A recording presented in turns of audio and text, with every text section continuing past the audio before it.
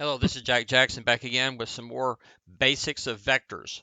Now, vectors, in a way, are kind of like a number. They're kind of a different kind of number. So, of course, we know about all different kinds of numbers. We have natural numbers, the counting numbers, 1, 2, 3, 4, 5. We have whole numbers include 0 as well. Then you got the integers, rational numbers, real numbers, even complex numbers. And complex numbers and all the subsets, complex numbers and real numbers both form something called a field. And a field has certain properties, things like you have operations, right? So one of the first things you learn how to do is to do some basic operations. You might want to add two things or subtract. And if you want to maybe do repeated addition, that's multiplication. And then the undoing multiplication is division, and repeated multiplication is powers. And then undoing those will be roots or radicals. And so we have those basic kinds of operations. And so our basic two operations, if you want to think about it, are addition and multiplication. And they obey some basic properties, like for example, commutative property, A times B is the same as B times A, same for addition, A plus B equals B plus A. Associativity, they multiplication and division interact with the distributive property and so forth. So they have some basic kind of interesting properties. Well, vectors can be thought of as sort of a number system too, but they have a slightly different structure called a vector space, named after vectors, of course. And so there's some different operations we can do with vectors. So the big question now is, well, what does it mean to do some operations with vectors? What does it mean to add or subtract or multiply or divide vectors? What would that mean? Can we make any sense out of any of that? And the first thing we're going to talk about in this video is what it would mean to talk about adding vectors. So addition of vectors is really just composition of translation. So a translation you can think about as being a vector represents a translation. So this vector one here going 2 to the right and 3 down is this vector going from this white point to this yellow point. So you can think of it as representing the motion, the translation from this initial point to this terminal point, from this pre-image to this image. And then what we want to do with adding vectors is compose those so we start from there and end up back and go from there on. So let's look at this applet for just a minute. And so now let's kind of animate this thing. So the first vector, 9, negative 4, as we go here, says we start at the white point at the top. We go 9 units to the right, and then down 4 units. And going from beginning to end there is the vector u, which is the vector 9, negative 4. Similarly, we can look at the yellow point and go to the left 5 and down 6, and that going from beginning to end is the vector v, the vector negative 5, negative 6. So now what would it mean to add these? Well, it's composition. Remember, it's the same vector no matter where I put them. I can put them starting at the same point. I can put them anywhere we want. But if you want to think about adding them in terms of a composition, we want to start here and slide along this vector, equivalently going 9 right and down 4. But then the way composition works, remember how composition works?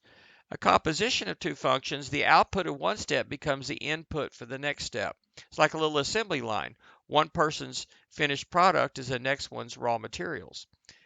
The output of one step is the input for the next. So the output here is going to be the input here. So to make this work and visualize it, I want to put this one can be put anywhere, remember? So let's put it so that the yellow dot and the red dot are on top of each other like that. And when you do that, the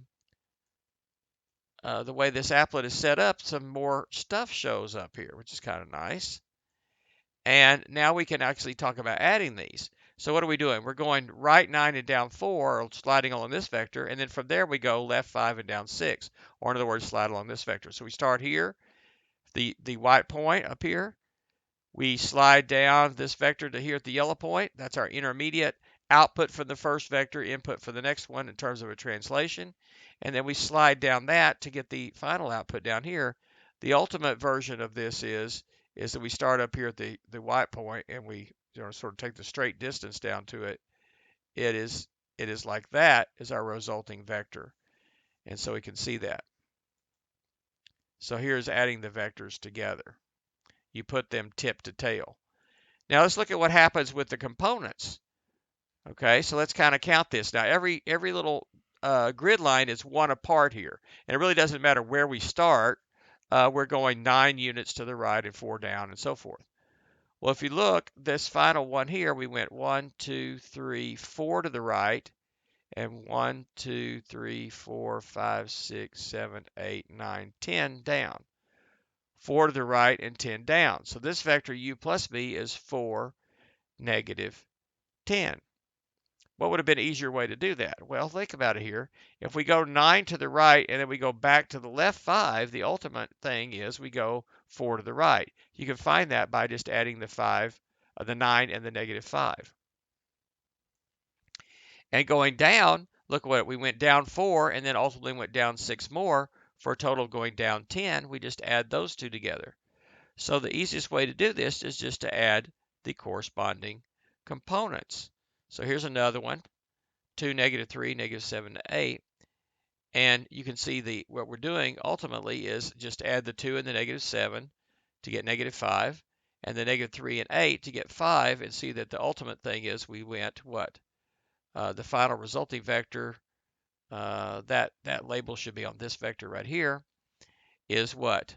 5 to the left, 1, 2, 3, 4, 5, and 5 up, 1, 2, 3, 4, 5.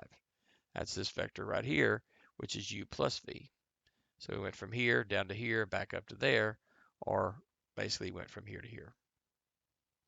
So it's actually pretty easy to add vectors. If they're in component form, we just add them up. And this generalizes nicely to any number of dimensions. If you have two vectors with the same dimension, so we only add vectors if they have the same dimension. So we don't talk about adding a 2D vector and a 3D vector. That's not going to make sense. That's going to be undefined for us. But if they have the same dimensions, then we can just simply add the components. So here we add vector A has components A1, A2, A3 up to AN. Vector B has components B1, B2, B3 up to Bn, where it's the same n, same number of components. Then we add those together to get the vector A1 plus B1, comma, A2 plus B2, etc. So we just add each component together separately. So here's an example of that. I'm not going to try to visualize this as 4D vectors, but it's really easy to add them. 2, 4, negative 1, 5, plus negative 2, 3, 4, negative 2. We just say 2 plus the negative 2 is 0 for the first component. For the second component, add the second components. 4 plus 3 is 7 for the next one, and then negative 1 plus 4 is 3 for the third component, and 5 plus negative 2 is 3 for the last component. And so that's really all we have to do. So it's pretty easy to add vectors if they're in component form. Now, adding them in r theta form, polar form, is not as easy. I mean, we could do it geometrically, right? We start at a point, go to the right, say go a distance of 3 at north 20 degrees east, and then from there go 4 more units due east or something.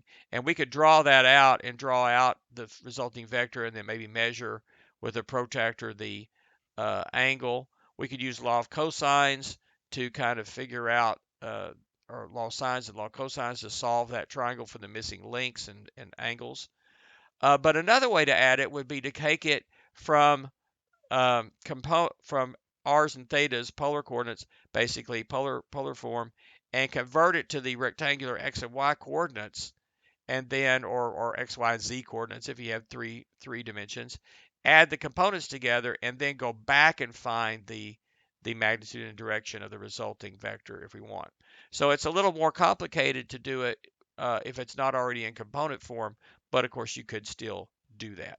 So now we know what's meant by adding vectors. In the next couple of videos, we're going to be talking, next 3 videos at least, we'll be talking about what it means to multiply vectors.